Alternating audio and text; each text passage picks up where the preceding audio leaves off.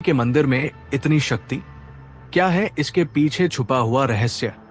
आज मैं आपको एक ऐसी कहानी सुनाने जा रहा हूं जो सिर्फ कहानी नहीं है, ये एक दिव्य सत्य है।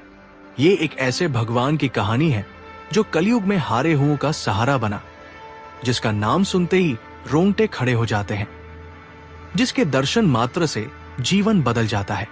राजस्थान की धरती पर सीकर जिले में खाटू नामक एक छोटे से गांव में एक ऐसा मंदिर है जहां रोज लाखों लोग अपनी मुराद लेकर आते हैं।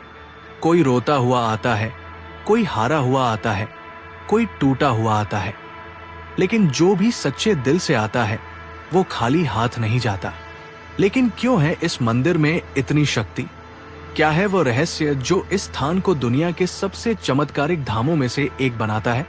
आइए मैं आपको वो कहानी सुनाता हूं जो समय के पन्नों में दबी हुई है, वो कहानी जो आपकी आत्मा को छू जाएगी। नमस्कार और प्रेरणादायक है। कथा शुरू करने से पहले आपसे एक विनम्र निवेदन है।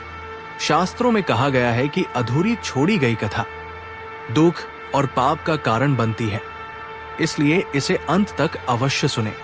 और अगर आप अपनी मां से सच्चा प्रेम करते हैं तो इस वीडियो को लाइक करें, हमारे चैनल को सब्सक्राइब करें और कमेंट में मां लिखकर अपना समर्थन दें।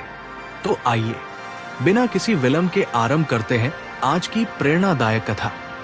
युगों पूर्व जब धर्म और अधर्म के बीच युद्ध की तैयारी हो रही थी, उस समय पांडुपुत्र भीम के पुत्र घटोत्कच के घर में एक अद्भुत बालक ने जन्म लिया। उसकी माता का नाम था मोरवी, जो अहिलावती के नाम से भी प्रसिद्ध थी। जन्म के समय ही आकाश में दिव्य प्रकाश फैला था, देवताओं के मृदंग बजे थे। ये बालक था बर्बरीक, एक ऐसा योद्धा जिसकी वीरता और शक्ति की गाथा आज भी कही जाती है। बर्बरीक के जन्म के साथ ही प्रकृति में अनेक चमत्कार हुए थे। वृक्ष फल फूलों से लद गए, नदियां मधुर संगीत बजाने लगी और पशु पक्षी आनंद में नृत्य करने लगे। ये सब इस बात का प्रमाण था कि कोई दिव्य आत्मा धरती पर अवतरित हुई है। बचपन से ही बर्बरीक में अद्भुत शक्तियां थी। जब वो मात्र 5 वर्ष का था, तब उसने एक हाथी को केवल अपनी मुट्ठी के बल पर रोक दिया था। 10 वर्ष की आयु में उसने एक दिन में 100 राक्षसों का वध कर दिया था। मां मोरवी ने अपने पुत्र को सिखाया था, हे पुत्र, जीवन में हमेशा याद रखना कि सबसे बड़ा धर्म है हारे हुए की सहायता करना। जो निर्बल है, जो असहाय है, जो संकट में है, उसके साथ खड़े होना ही सच्चा धर्म है।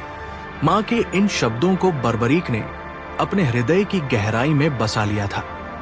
वो जानता था कि उसकी शक्ति का उपयोग कमजोरों की रक्षा के लिए करना है। जब बर्बरीक 16 वर्ष का हुआ, तब उसने घोर तपस्या की। हिमालय की ऊंची चोटियों पर, जहां सिवाय बर्फ के कुछ नहीं था, वहां उसने भगवान शिव की आराधना की। महीनों तक केवल हवा पीकर, बिना भोजन के वो तपस्या में लीन रहा। भगवान शिव प्रसन्न हुए और उन्होंने बर्बरीक को 3 अद्भुत बाण प्रदान किए। ये बाण साधारण नहीं थे, ये दिव्य थे, चमत्कारी थे। पहला बाण ये शत्रु के सभी कमजोर स्थानों को चिह्नित करता था। जहां भी ये निशाना लगाता, वहां लाल रंग का चिन्ह बन जाता था। दूसरा बाण ये मित्रों और रक्षणीय व्यक्तियों को पहचान कर उन्हें चिन्हित करता था, उन पर नीले रंग का निशान बनता था। तीसरा बाण ये सबसे शक्तिशाली था। ये लाल निशान वाले सभी स्थानों को एक साथ भेद कर शत्रुओं का संहार करता था और नीले निशान वाले सभी को सुरक्षित कर देता था। माता मोरवी ने, जो स्वयं एक नागकन्या थी, अपने पुत्र को एक दिव्य धनुष प्रदान किया। यह धनुष इतना शक्तिशाली था कि इसकी टंकार से ही शत्रु भयभीत हो जाते थे। इस धनुष का नाम था महाकालदंड। इस धनुष की विशेषता यह थी कि यह कभी नहीं चूकता था। जो भी लक्ष्य बर्बरीक मन में सोचता, वो तुरंत उस तक पहुंच जाता था। चाहे शत्रु कहीं भी छुप जाए, चाहे वो किसी भी माया का सहारा ले, ये बाण उसे ढूंढकर मार गिराता था। जब महाभारत के युद्ध की घोषणा हुई, तब बर्बरी के हृदय में भी युद्ध में भाग लेने की इच्छा जगी। उसने सोचा, ये तो धर्म और अधर्म का युद्ध है, मुझे इसमें अवश्य भाग लेना चाहिए। लेकिन प्रश्न था किस पक्ष में? बर्बरीक के मन में कोई शंका नहीं थी। उसकी मां ने जो संस्कार दिए थे उसके अनुसार उसे हमेशा हारने वाले का साथ देना था। वो अपने नीले घोड़े पर सवार होकर कुरुक्षेत्र की ओर चल पड़ा। रास्ते में जो भी उसे मिलता वो पूछता, कुरुक्षेत्र में कौन जीत रहा है? सभी का एक ही उत्तर था, पांडव निर्बल है, कौरव शक्तिशाली है। ये सुनकर बर्बरीक का निर्णय और भी पक्का हो गया। वो पांडवों का साथ देगा। कुरुक्षेत्र के पास पहुंचकर बर्बरीक ने एक वट वृक्ष के नीचे विश्राम किया। वहां उसे एक युवा ब्राह्मण मिला जो अत्यंत सुंदर और तेजस्वी था। उसकी आंखों में अद्भुत गहराई थी, मुस्कान में दिव्य चमक थी। ये ब्राह्मण कोई और नहीं, स्वयं भगवान कृष्ण थे, जो बर्बरीक की परीक्षा लेने आए थे। वत्स, ब्राह्मण ने मधुर स्वर में कहा, तुम कहां जा रहे हो और ये 3 बाण लेकर क्या करोगे? क्या तुम्हें लगता है कि मात्र 3 बाणों से तुम युद्ध जीत सकते हो? बर्बरीक ने विनम्रता से उत्तर दिया, हे ब्राह्मण देव, ये कोई साधारण बाण नहीं है। एक बाण से मैं अपने शत्रुओं को चिह्नित कर सकता हूं, दूसरे से मित्रों को और तीसरे से सभी शत्रुओं का संहार। यदि आवश्यकता हो तो एक ही बाण से मैं सारी पृथ्वी को छलनी कर सकता हूं। ब्राह्मण ने मुस्कुराते हुए कहा, यह कैसे संभव है? वत्स, दिखाओ तो मुझे अपनी शक्ति।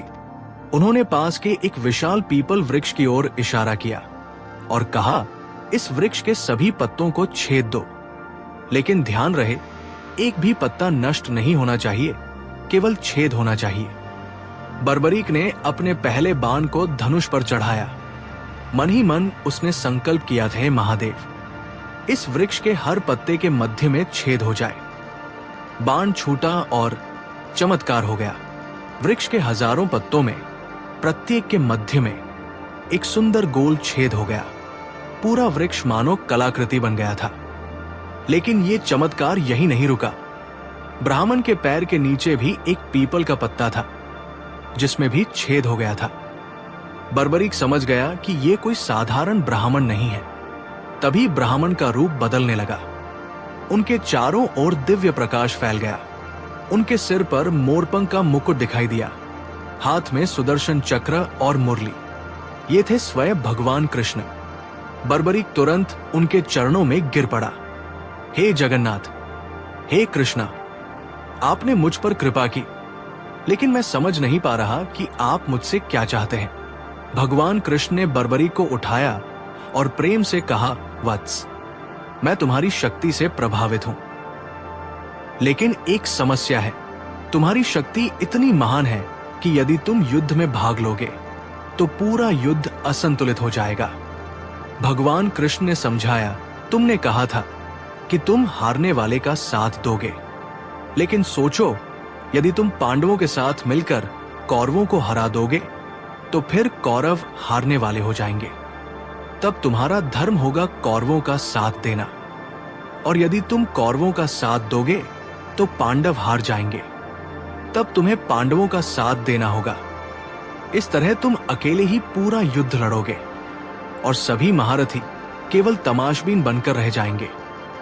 बर्बरीक के मन में तूफान मच गया। उसने समझा कि भगवान सत्य कह रहे हैं। उसकी शक्ति वास्तव में इतनी प्रबल थी कि वो अकेले ही युद्ध का परिणाम बदल सकती थी। भगवान कृष्ण ने धीरे से कहा, वत्स, मैं तुमसे गुरुदक्षिणा मांगता हूं। अवश्य प्रभु, आपकी आज्ञा मेरे लिए सर्वोपरि है। मांगिए, क्या चाहिए आपको? मुझे तुम्हारा शीश चाहिए। यह सुनकर बर्बरीक के चेहरे पर एक पल के लिए उदासी छा गई। उसके मन में हजारों विचार आए। युद्ध देखने की इच्छा, वीरगति पाने की चाह, यश कमाने की लालसा, सब कुछ एक पल में बिखर गया। लेकिन अगले ही क्षण उसके चेहरे पर शांति आ गई। गुरु का आदेश उसके लिए सब कुछ था। प्रभु, बर्बरीक ने दृढ़ स्वर में कहा, आपकी इच्छा मेरे लिए आदेश है। मैं अपना शीश अवश्य दूंगा, लेकिन मेरी एक प्रार्थना है। कहो वत्स, क्या चाहते हो? मैं युद्ध देखना चाहता हूं। मेरा शीश काटने के बाद भी यदि वो युद्ध देख सके तो मैं अपने जीवन को सार्थक समझूंगा। भगवान कृष्ण ने प्रसन्नता से कहा, तथास्तु। तुम्हारा शीश न केवल युद्ध देखेगा बल्कि युद्ध की संपूर्ण गाथा को समझेगा भी। और सुनो, एक और वरदान देता हूं, कलयुग में तुम मेरे नाम से पूजे जाओगे, लोग तुम्हें श्याम कहकर पुकारेंगे। बर्बरीक ने अपनी तलवार निकाली। भगवान कृष्ण के सामने झुकते हुए उसने कहा, हे कृष्णा, ये शीश आपको समर्पित है, इसे स्वीकार कीजिए। एक ही वार में बर्बरीक ने अपना शीश काट दिया।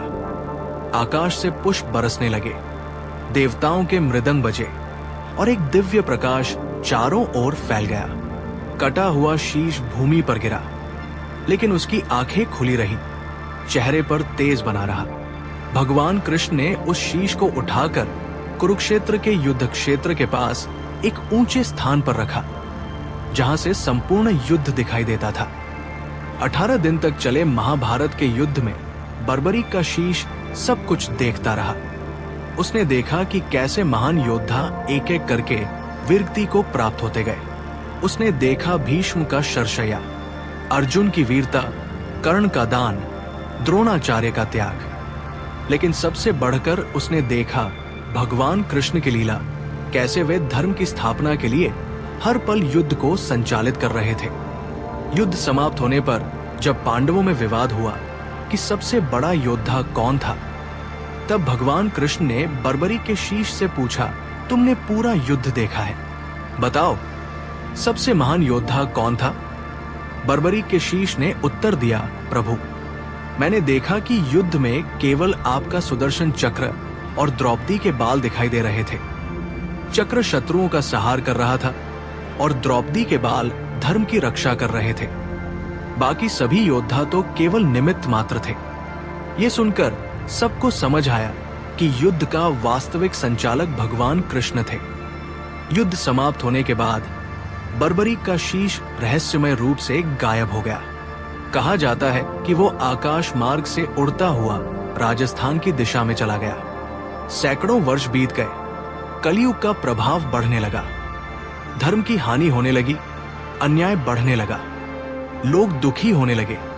तब भगवान कृष्ण के वरदान के अनुसार बर्बरीक का समय आया कलयुग में अवतरित होने का। राजस्थान के रींगस नामक स्थान पर एक धर्मात्मा ब्राह्मण रहता था। उसका नाम था ज्योतिष शास्त्री पंडित सोमदत्त। वो नित्य पूजा पाठ करता था, गरीबों की सेवा करता था। एक रात उसे स्वप्न आया। स्वप्न में एक दिव्य पुरुष दिखाई दिया जिसकी आभा अद्भुत थी। उसने कहा, मैं बर्बरीक हूं, महाभारत का योद्धा। कलयुग में मैं श्याम के नाम से पूजा जाऊंगा। तुम कल प्रातःकाल नगर के बाहर पीपल वृक्ष के नीचे खुदाई करो, वहां तुम्हें एक दिव्य शीश मिलेगा। अगले दिन पंडित सोमदत्त ने अपने मित्रों के साथ उस स्थान पर खुदाई शुरू की। थोड़ी खुदाई के बाद ही मिट्टी से एक अद्भुत तेज निकलने लगा। जैसे जैसे खुदाई आगे बढ़ती गई, तेज और भी प्रखर होता गया। अंत में एक अद्भुत शीश मिला। ये शीश जीवंत लगता था। इसकी आंखें बंद थी, लेकिन चेहरे पर दिव्य शांति थी। शीश के चारों ओर प्रकाश फैला हुआ था। जैसे ही शीश को बाहर निकाला गया, आकाश में इंद्रधनुष दिखाई दिया, फूलों की वर्षा हुई और मधुर संगीत की आवाज आई। पंडित सोमदत्त ने शीश को एक पवित्र स्थान पर रखा। उसी रात उन्हें फिर स्वप्न आया। इस बार स्वप्न में भगवान कृष्ण दिखाई दिए। वत्स, भगवान कृष्ण ने कहा, इस शीश को यहां से खाटू नाम के स्थान पर ले जाना है। वहां एक कुंड है जो मेरी दिव्य शक्ति से बना है। उसका नाम श्याम कुंड है। वही बर्बरीक का स्थायी निवास होगा। लेकिन प्रभु, खाटू कहां है? पंडित ने पूछा। तुम केवल शीश को लेकर चलते जाओ। जहां शीश रुकना चाहेगा, समझ जाना कि वही स्थान है। पंडित सोमदत्त ने शीश को एक दिव्य पट्टी पर रखा और यात्रा शुरू की। रास्ते में जो भी व्यक्ति शीश के दर्शन करता, उसके सारे कष्ट दूर हो जाते थे। बीमार व्यक्ति ठीक हो जाते, दुखी लोगों को शांति मिलती। कई दिन की यात्रा के बाद जब वे एक सुंदर स्थान पर पहुंचे, तो शीश अचानक भारी हो गया। कितनी भी कोशिश करने पर वो आगे नहीं बढ़ सका। समझ में आ गया कि यही वो स्थान है। वहां एक प्राकृतिक कुंड था जिसका पानी अत्यंत शुद्ध और निर्मल था। स्थानीय लोग इसे श्याम कुंड कहते थे। उस समय खाटू गांव का राजा था राजा रूप सिंह चौहान। जब उन्हें इस चमत्कारी शीश के बारे में पता चला तो वे तुरंत दर्शन के लिए आए। शीश के दर्शन करते ही राजा के मन में अपार श्रद्धा जग गई।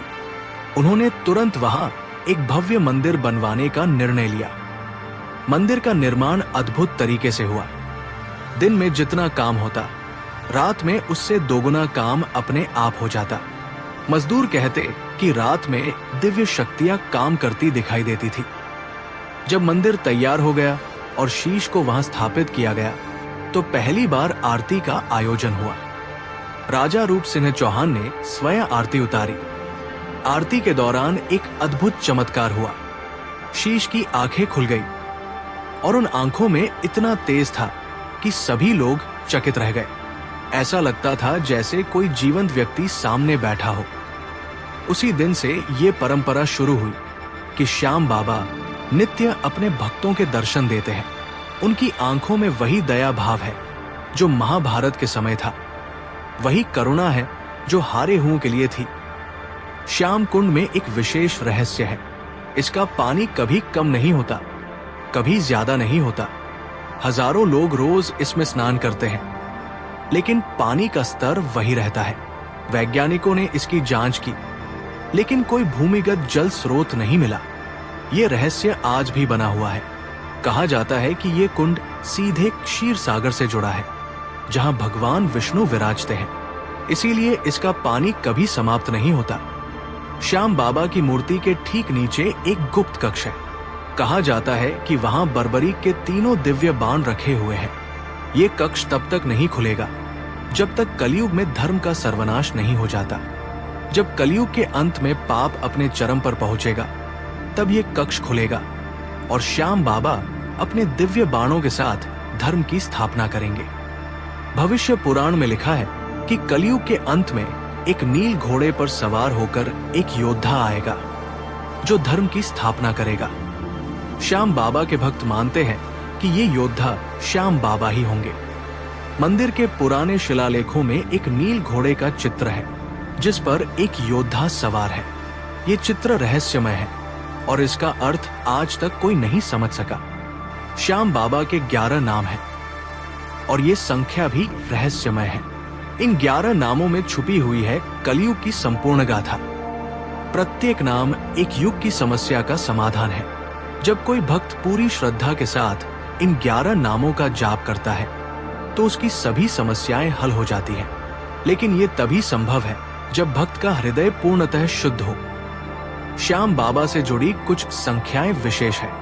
मंदिर में 108 सीढ़ियां हैं। श्याम कुंड का व्यास 51 फीट है। मुख्य गुंबद की ऊंचाई 108 फीट है। ये संख्याएं केवल संयोग नहीं है। हिंदू धर्म में इन संख्याओं का विशेष महत्व है।